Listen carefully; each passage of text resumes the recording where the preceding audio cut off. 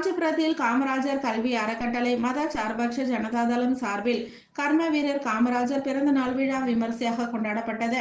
காஞ்சிபுரம் மாநகராட்சி அலுவலகம் வளாகத்தில் அமைந்துள்ள மகாத்மா காந்தி மற்றும் கர்ம வீரர் காமராஜர் திருவுருவ சிலைக்கு மலர் மாலைகள் அணிவித்தும் ஏழை எளிய மக்கள் பயன்படும் வகையில் அன்னதானங்கள் வழங்கியும் கர்ம வீரர் காமராஜரின் பிறந்தநாள் விழா விமர்சையாக கொண்டாடப்பட்டது.